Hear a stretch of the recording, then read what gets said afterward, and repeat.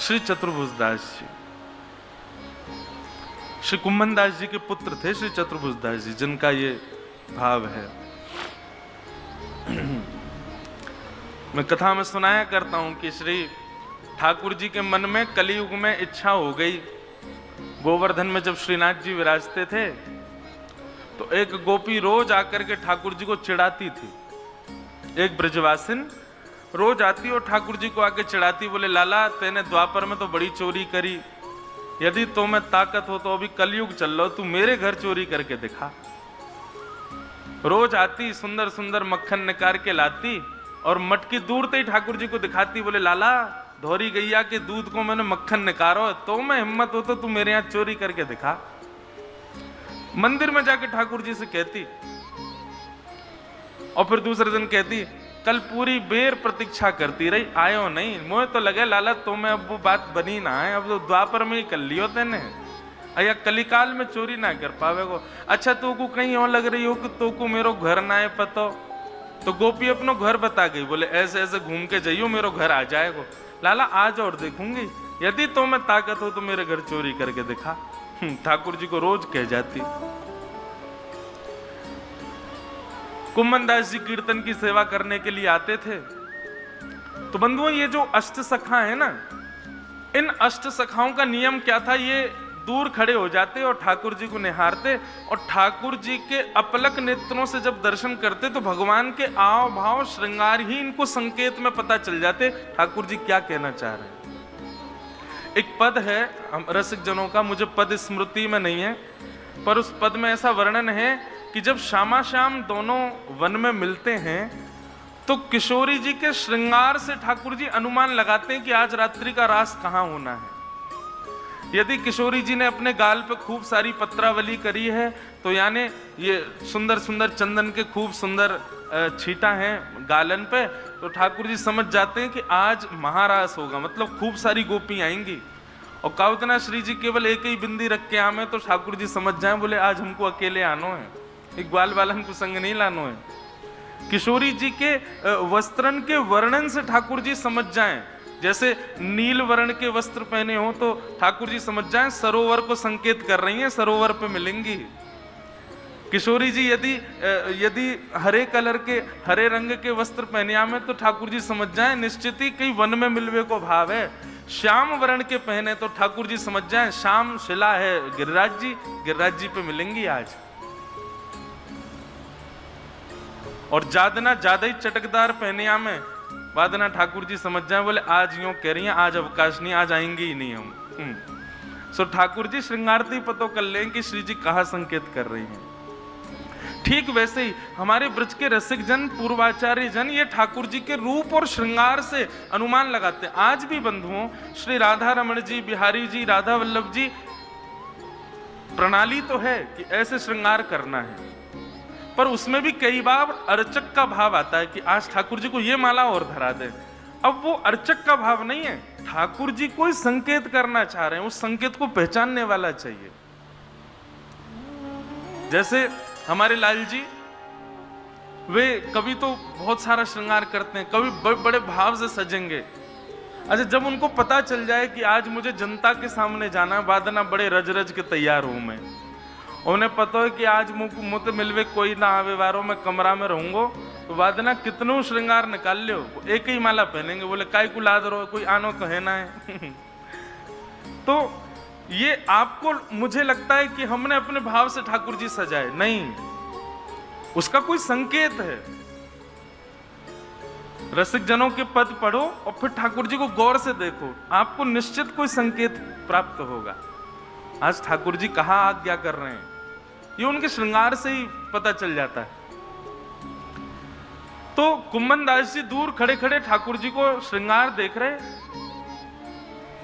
श्रृंगार देखते हुए कुम्भन दास जी ने अनुभव किया कि ठाकुर जी ने यहाँ पर पाग पहनी है, पाग में एक लटकन लटकी है मोतीन की, और वो मोतीन की लटकन बार बार जाके गाल को स्पर्श कर रही है, बार बार गाल पे छू रही है। कुम्भन दास जी यह दृश्य को देखते देखते बोले, ठाकुर जी बार बार गाल से अपनी ये मोती की लटकन छुपा रहे हैं, कहीं ऐसा तो नहीं बीड़ा को आज्ञा कर रहे हैं, बीड़ा खवाओ मोए, गाल में गाल पे छुप रहा है। तो कुम्भनदास जी बीड़ा लिया है। ठाकुर जी बोले, अरे दारी के समझे ना है तू, बीड़ा ना चाहिए मोकू। तो बोले, मक्खन खावे की इच्छा है रही है मेरी। कुम्भनदास जी बोले, अरे 56 भोग लगे ठाकुर जी आपको यहाँ पे, दूध दही घी मक्खन कोई की कमी थोड़ी है, लेकिन आज आपके संकेत से मुंह को लग रहा हो कुछ और आज्ञा करना चाह रहे हो आप। तो लाल जी बोले, ए कुंभना, ये पास के गांव ते गोपी आवे रोज और दूर खड़ी खड़ी अपनो मक्खन दिखावे और यूं के लाला तो में ताकत हो तो मेरे घर की चोरी करके दिखा। कुम्भनदास जी बोले, तो जय जय कहा आज्ञा। बोले, आज्ञा क्या, चुनौती देके गई है, मैं हूं नंद को लाला हूं, जाऊंगा वाकई यहाँ चोरी करके आऊंगा। कुम्भनदास जी बोले, जय जय, जे द्वापर ना है, कलयुग है, या कलयुग में तो आप अचल रहो, केवल मंदिर में ही रहो। आप मंदिर में अचल खड़े रहो तो आदमी आपको छोड़े ना है, कहीं चलवे फिरवे लग गए तो कहा होएगा। ठाकुर जी बोले, ना है मेरो मन है, मैं तो जाऊंगा। कुम्भनदास जी बोले, कैसे जानो बताओ। बोले, रात्रि में जैसे शयन है जाए, वो मंदिर बंद है जाए, पीछे खिड़की पे आ जाइयो मेरी पे, सोई खिड़की ते कूद के मैं तेरे संग चलूंगा और मैं और तू दोनों चोरी करके आएंगे। कुम्भनदास जी बोले, हम बड़े बूढ़े आदमी, हम पे कहां चोरी आवे लाल जी। बोले, तू खड़ो रहियो, बस फुर्ती रखियो, बाकी सब मैं कर लूंगा, बस या को ध्यान रखियो, फुर्ती रखियो। कुम्भनदास जी बोले, जो आ गया। बंधुओं, कैसी लीला, ये लीला कोई प्राचीन नहीं है, मतलब कोई अन्य युग की नहीं है, इसी कलिकाल की लीला। गोविंद दास जी के साथ ठाकुर जी छिप्पन छिपाई खेलते हैं गोवर्धन पर्वत पर। और छिप्पन छिपाई कैसे खेले? ठाकुर जी को खोजना सबसे आसान, क्यों? इत्र की सुगंधी आती रही। बड़ी लीलाएं ठाकुर जी की। ठाकुर जी कुम्भनदास जी के साथ उस गोपी के यहां गए, बड़ी मधुर लीला है। रात्रि का समय, शयन हो गए मंदिर के। ठाकुर जी तुरंत खिड़की से उतर करके पीछे गए। कुम्भनदास जी खड़े थे, कुम्भनदास जी के कंधा पे अपने पाम दोनों लटका लिए, सिर पे हाथ रख के, और ठाकुर जी मार्ग बता रहे हैं, अब यहाँ से दाएं मुड़ जा, अब यहाँ से बाएं मुड़ जा, सीधो चलो चल। कुम्भनदास जी बोले, तुम कब डोले आए, तुम्हें किस बताओ कहाँ है घरवा को? ठाकुर जी बोले, बहू बता के गई है मुझे कि मेरा घर कहाँ है। जैसे ही पहुंचे, घर में सब सोए हैं। ठाकुर जी ने चुपचाप देखी, बोले, देख वो रो छीका पे एक मक्खन, वो रखी है मटकी, वहीं चल। इसी कलिकाल में श्री कुम्भनदास जी को तो बार बार रोंगटे खड़े हो रहे हैं। जा लीला को हमेशा हमने श्रवण कियो, चिंतन कियो, गायन कियो, वो लीला आज पहली बार देखने को मिल रही है। और धन्य भाग या सखी के या गोपी के या के घर ठाकुर जी चोरी करवे आए हैं और मुंह को संग लेके आए हैं। ठाकुर जी कुम्भनदास जी के कंधा पे खड़े हो गए, छीका पकड़ करके और मक्खन निकाल करके पान लगे। आहा, आज ठाकुर जी बोले, कुंभना इतने साल बाद आज चोरी करके माखन खावे को मिलो है, इतना आनंद आ रहा हो, मैं कहा बताऊं। ले तू भी खा। लेके मक्खन निकालें, अपनी जीभ पे चाटें और मक्खन में ठाकुर जी को अधरामृत लगोए और वही मक्खन को ऐसे नीचे झुक के और कुम्भनदास जी को पवा रहे हैं। तू भी पाले, कभी नाक पे लगा रहे हैं, कभी आंख पे लगा रहे हैं, कभी मुंह पे लग जाए कुम्भनदास जी के। कुम्भनदास जी तो मंत्र मुग्ध हो गए। जय हो। अचानक से कुम्भनदास जी की इच्छा हुई, नहीं कि मैं देखूं तो सही ठाकुर जी चोरी करते कैसे हैं। तो ऐसे चरण पकड़ के खड़े थे, कंधा पे चरण है। कुम्भनदास जी ने जैसे ही दृष्टि ऊपर करी, सोई कहा, देखो ठाकुर जी की धोती धीरे धीरे सरक रही है नीचे। जैसे ही नीचे सरकल लगी, कुम्भनदास जी बोले, ठाकुर जी संभालो संभालो संभालो संभालो, अबई देखो, अबई आज हरी देखे नंगम नंगा, अबई है जाएगा सब काम। सोई ठाकुर जी ने चतुर्भुज रूप धारण कर लियो, मतलब माखन को छीका नहीं छोड़ो, दो भुजा और प्रकट कर ली, उनसे अपनी धोती पकड़ ली और दो भुजा से छीका पकड़ के ठाकुर जी भोग लगा रहे। वो चतुर्भुज रूप कुम्भनदास जी के चित्त में ऐसा बैठ गया। लोगों ने शंख चक्र गदा पद्म में चतुर्भुज को देखा है, पर आज कुम्भनदास जी कह रहे हैं, धोती संभाल तो भयो, छीको पकड़ो भयो, चतुर्भुज मैंने देखो है। ऐसो चतुर्भुज। कुम्भनदास जी थोड़े बहाव में चले गए, भूल गए मैं कहाँ खड़ा हूं, तन की सुध नहीं रही, सुनने की जैसे ही हिले डुले थोड़े अनकॉन्शियस से है गए, सोई ठाकुर जी हिलन लगे। अब ठाकुर जी हिले तो छीका हिलो, छीका हिलो तो वहां में तो मटकी फूट के नीचे गिर गई।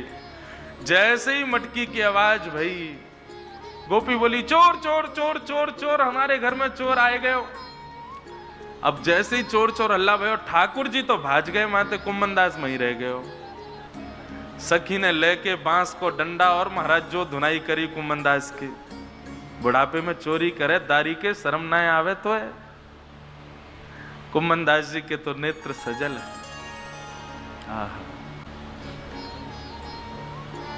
बंधु एक दिन और गा रहा था ना मैं, ये पद बहुत प्यारा है। जिनके भी घर पर ठाकुर जी विराज रहे ना, सबके लिए है ये पद। कुम्भनदास जी ने वह गोपी के चरण पकड़ लिए। तू है सखी बड़ भाग बड़ी, नंदलाल तेरे घर आवत है। तू है सखी बड़ भाग बड़ी, गोपाल तेरे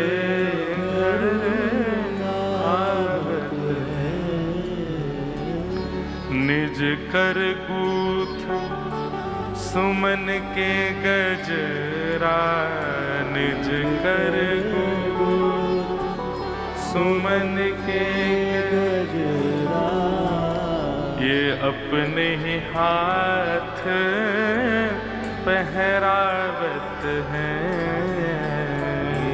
अपने ही हाथ पहरावत है। तू अपनो श्रृंगार करत है, तू अपनो श्रृंगार करत है। ये दर्पण हाथ दिखावत है, ये दर्पण हाथ दिखावत है। तू है सखी बड़ भाग बड़ी, नंदलाल तेरे घर आवत है। तू है सखी बड़ भाग बड़ी, नंदलाल तेरे घर आवत। वास्तव में हमारे सेवा के ठाकुर जी ऐसे ही तो हैं। हम जैसे चाहें वैसे रह लें बेचारे, जैसो खवाए दो, जैसो पिवाए दो, जैसे बिठाए लो, और फिर उनकी सेवा हम करें और उनको देख करके लोग हमें यश दे में कि आहा तुम्हारी सेवा बड़ी बढ़िया भैया। सब कोई इनके यश गावत, सब कोई इनके यश गावत, पर ये तेरो यश गावत है, ये तेरो यश गावत। आपके ठाकुर जी को देख के, आपकी सेवा को देख के, आपके भाव को देख के यदि कोई प्रशंसा कर रहा है ना, तो वहां में अपने ठाकुर जी को ही देख लियो, जय कह रहे हैं या के रूप में आके मुंह से ये बात। कुंभन दास लाल गिरधर के, कुंभन दास लाल गिरधर के, जे तेरे ही हाथ बिकावत हैं, तेरे ही हाथ बिकावत है।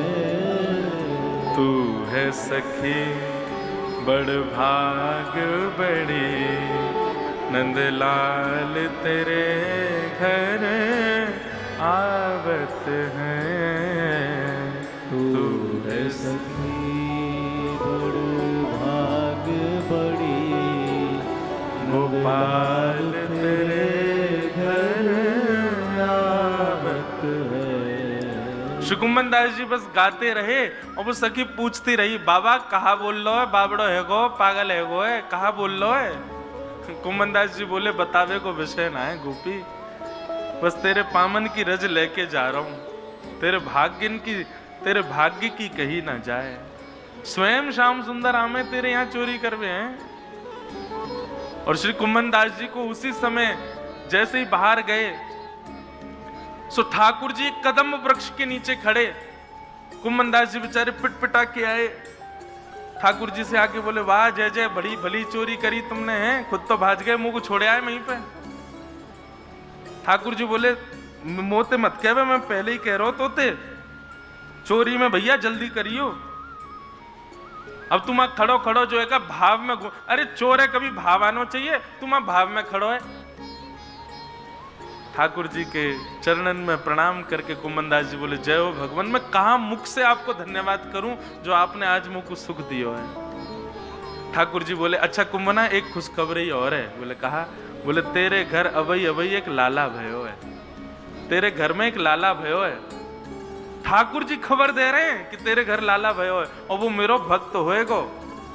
तब कुम्भन दास जी ने बिना पुत्र देखे ही उसका नाम रख दिया चतुर्भुज दास। मैंने आज चतुर्भुज रूप का दर्शन किया ठाकुर जी के, वही चतुर्भुज को दास मेरे घर में जन्मो है। उन्हीं श्री चतुर्भुज दास जी का ये पद है, गोवर्धन वासी सांवरे तुम बन रहे हो ना जाने।